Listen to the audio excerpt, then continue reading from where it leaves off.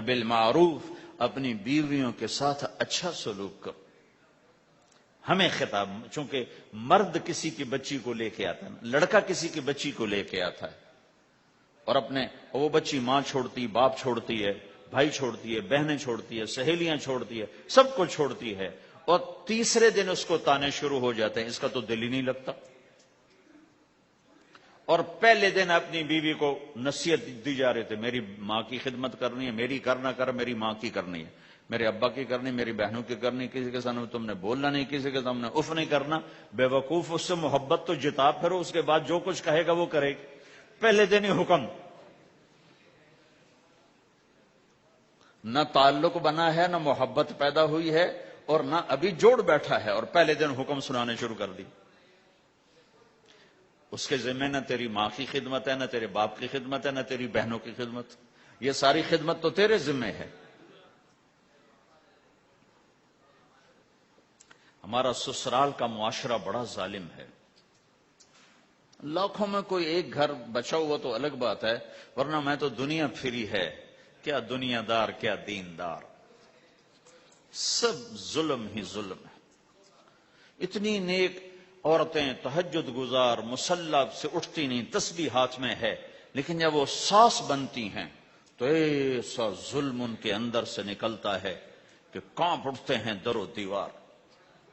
جب عورت ماں ہوتی ہے تو اس کے روئیں روئیں سے محبت کے چشمے پھوٹتے ہیں. وہی عورت جب ساس بنتی ہے تو ایک دم ظلم کی تصویر بن جاتی. اسے اپنی بہو میں کوئی خوبی نظر ہی نہیں آتی، عیب ہی عیب نظر آتے ہیں. اپنے بیٹے کو بھڑکاتی رہتی، یہ کرتی ہے، یہ کرتی ہے. اور ایسے بے وقوف ہیں، کوئی ماں کی وجہ سے بیویوں کو تباہ کر دیتے ہیں، کوئی بیویوں کی وجہ سے ماؤں کو تباہ کر دیتے ہیں. یہ دونوں ظلم ہیں. ماں کی وجہ سے بیوی پہ زیادتی نہ کرو، بیوی کی وجہ سے ماں پہ زیادتی نہ کرو. بیوی کا اپنا مقام ہے، ماں باپ کا اپنا مقام ہے، بہنوں کا اپنا مقام ہے. 100% شکایات جھوٹی ہوتی ہیں، سب جھوٹ ہوتا ہے. اس لیے میرے رب نے دستور بتایا، ان جاءکم فاسق بنبأ فتبینوا. جب کسی کی خبر سنو، کوئی کمی کوتاہی سنو، اول تو سنو نہیں، اگر سننی پڑ جائے تو تحقیق کر لو، تحقیق کر لو. قاضی ایاس کے پاس آئے، ایک شخص آیا روتا ہوا، ہائے مر گیا، ہائے مر گیا. تو ان کے ساتھ ایک آدمی بیٹھے تھے، کہنے لگے حضرت اس کا قضیہ جلدی سے سن لیں، بیچارہ بڑا مظلوم لگتا ہے. کہنے لگے چپ کر، یوسف علیہ السلام کے بھائی بھی رات کو روتے ہوئے باپ کے پاس آئے تھے. ہر رونے والا مظلوم نہیں ہوتا، ہر رونے والا مظلوم نہیں ہوتا.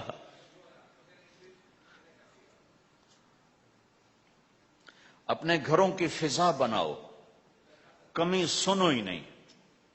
تمہاری بیوی ماں کی کمی بتانے لگے، کہا مجھے نہ بتاؤ، تیری بڑی مہربانی. تمہاری ماں تمہاری بیوی کی کمی بتانے لگے، کہا اماں مجھے نہ بتا، تیری بڑی مہربانی.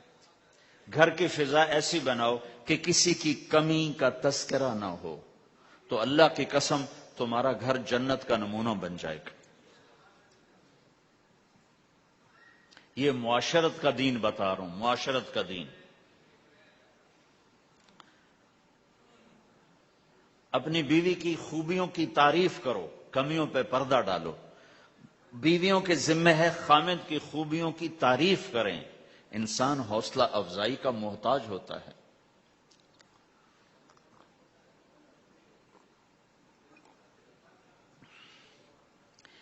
ایک بزرگ ہے اپنے کسی مرید کے گھر، تو وہاں انہوں نے کھانا کھایا، کھانا ان کو پسند آیا. کہنے لگے اپنی بیگم کو پردے میں بلاؤ. تو انہوں نے اپنی بیگم کو پردے میں بلایا، کہا بیٹی میں نے تیرا ہاتھ کا کھانا کھایا، بہت مزیدار تھا، اللہ تمہیں جزائے خیر دے، تم نے بہت اچھا پکایا. تو وہ زارو قطار رونے لگی. تو انہوں نے پوچھا بیٹی کیا ہوا؟ میں نے تو کوئی ایسی بات نہیں کی. کہ نہیں حضرت آپ کی بات پہ رونا نہیں آیا، رونا اس پر آیا ہے کہ 30 سال سے میں اس شخص کے ساتھ رہ رہی ہوں، کبھی ایک دفعہ اس نے میرے ہاتھ کے پکے کی تعریف نہیں کی.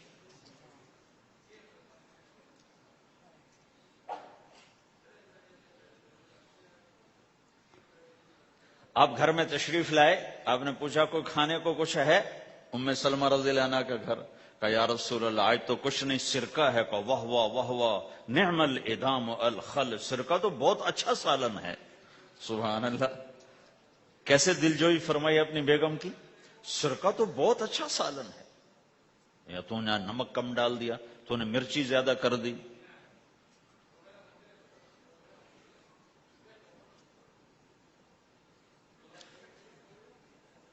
ہم رائمنڈ میں پڑھتے تھے نا، تو پکانا ہمارے ذمے ہوتا تھا، تو ہمیں پتا کہ پکاتے ہوئے کیا گزرتی۔ جب 2,000 آدمی کی روٹی ہم پکاتے تھے، 5 بوری آٹا گوندا ہے ہاتھوں سے، اور 10 من کھڑے ہو کے روٹی لگائی ہے، سخت سردی میں بھی سخت گرمی میں بھی۔ سردی میں جب رات کو آٹا گونتے تھے ہم، تو ہمارے ہاتھ ایسے اکڑ، تم تو سردی دیکھتے ہی نہیں ہو، ہاتھ ایسے اکڑ جاتے تھے، اور صبح 4 بجے اٹھ کے روٹی پکانا شروع کرتے تھے، 2,000 آدمی کی روٹی پکانی ہوتی تھی۔ تو اب کوئی آ کر کہتے انہیں کچی روٹی پکائی، تو جی دادا ایک تھپڑ اس کے منہ پہ مارے کہ 4 بجے کے ہم اٹھے ہوئے ہیں، پکا پکا برا حشر ہو گیا، کہتے کچی پکائی۔ بھائی صبر کر کے چپ کر کے کھا جا۔ مولانا الیاس صاحب رحمت اللہ علیہ ایک اپنے مرید کے گھر گئے، تو اس نے کھیر بنا کر پیش کی۔ اچھا، نمک اور چینی ایک جیسے ہوتے ہیں، وہ دیہاتی عورت سمجھ نہ سکی، چینی کے بجائے نمک ڈال دیا، تو انہوں نے جا سب سے پہلے مولانا الیاس صاحب کے سامنے کھیر رکھی، تو آپ نے جو چکھی تو وہ تو تھی کڑوی، کہنے کہ بھائی واہ واہ واہ واہ واہ واہ، بڑی مزے کی کھیر، ساری لیا، میں اکیلا کھاؤں گا، کسی کو نہیں کھانے دوں گا۔ ساری کھیر کھا گیا اس پر پردہ ڈالنے کے لیے۔ وہ تو جب انہوں نے کہا مولانا الیاس کا بچا ہوا تھوڑا سا میں جب چکھا تو کڑوا تھا، ہائے مر گئی، یہ تو سارا نمک ڈالا ہوا تھا۔ ایک دفعہ ہماری جماعت چنیوٹ میں تھی، تو ہمارے ساتھیوں نے چائے بنائی، تو وہ اندھیرا سا تھا، تو چینی کے بجائے نمک ڈال دیا، اور دسترخوان پہ لے آئے، سب پی رہے، واللہ میں آنکھوں سے دیکھا بتا رہا ہوں، مولانا الیاس کا تو سنا بتا رہا ہوں، کسی ایک نے نہیں کہا کہ یہ کڑوی ہے، چپ کر کے پی رہے، چپ کر کے پی رہے، کسی ایک نے نہیں کہا۔ باہر ایک دیہاتی کھڑا تھا، تو میں نے اس کا چاچا آتے نو چاہ پی ماما، وہ آ گیا، اس نے پہلا گھونٹ بھرا، ہوئے تھا کوڑی ہے، اس نے بانڈا پھوڑ دیا۔ پھر سارے ساتھی ہنس پڑے کہ چاچا ہم نے تو پردہ ڈالنے کی کوشش کی تھی خدمت والوں پر تو نہیں پردہ چاک کر دیا، بانڈا پھوڑ دیا۔ کیا خوبصورت تربیت۔ 8 سال ہم نے دیگیں پکائی ہیں اور روٹیاں پکائی ہیں رامین میں پڑھتے ہوئے، تو پکانے والا کتنا کھپتا ہے۔ مفتی زین العابدین صاحب رحمت اللہ علیہ ہمارے بزرگ تھے، بڑے نفیس، تو وہ روٹی بڑی نفیس کھاتے تھے، تو ان کے لیے مجھے فرمایا اس نے روٹی تو بنا۔ اب میں ڈر رہا تھا کہ پتہ نہیں مفتی صاحب کو پسند نہ آئی تو کیا بنے گا۔ حوصلہ افزائی کتنی ضروری چیز۔ اب وہ میں روٹی ناشتے میں لا کے رکھی، اور اللہ کا فضل، اب تو خیر بھول بھلائیاں ہو گیا، ورنہ بہت نفیس روٹی میں بناتا تھا۔ ایک دفعہ میں گھر میں تھا، تو رمضان کا مہینہ تھا، تو کسی کی آنکھ نہیں کھلی، گرمیوں کا رمضان، تو میری آنکھ کھل گئی، تو سب سوئے پڑے، نوکر بھی گھر والے بھی، تو میں نے کسی کو نہیں اٹھایا، چپ کر کے جا کے پرات اٹھائی اور روٹیاں پکانی شروع کر دی۔ جب ساری روٹیاں پک گئیں، آخری پیڑا میرے ہاتھ میں تھا، تو میری بڑی بہن کی آنکھ کھل گئی، اس نے دیکھا تو میں روٹیاں پکا رہا، کو تیرا بھلا ہو جاوے، ایک ہی کیتا۔ میں کہا روز تم پکاتی ہو، آج میں پکا کے دے رہا ہوں، اس میں کیا ہے۔ تو میں نے روٹی پیش کی نا، تو مفتی صاحب نے 1-2 لقمے کھائے، تو میں کھڑا سے کام رہا، پتہ نہیں اب کیا ہوتا، کس نے پکائی ہے؟ میں نے کہا جی میں نے پکائی، ماشاءاللہ بہت اچھی پکائی۔ تو میرا دل اتنا بڑا ہو گیا۔ حوصلہ افزائی کرنا، برائیوں کو، ہماری معاشرت کیا ہے، 100 خوبیوں میں سے ایک کمی کو نکال کے پکڑ لینا اور 100 پہ کاٹا.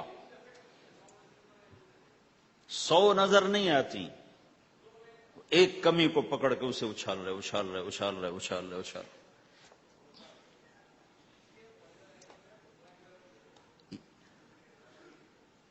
یہ گھر کا دین ہے، گھر کا دین ہے، یہ گھر کی معاشرت ہے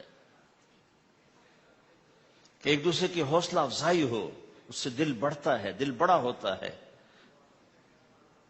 حضرت عائشہ رضی اللہ عنہا چھوٹی عمر کی ہیں تو آپ جہاد سے واپس آ رہے ہیں، جہاد سے. تو آپ نے صحابہ سے کہا آگے چلے جاؤ، سارے سب آگے چلے گئے اور نظروں سے غائب ہو گئے.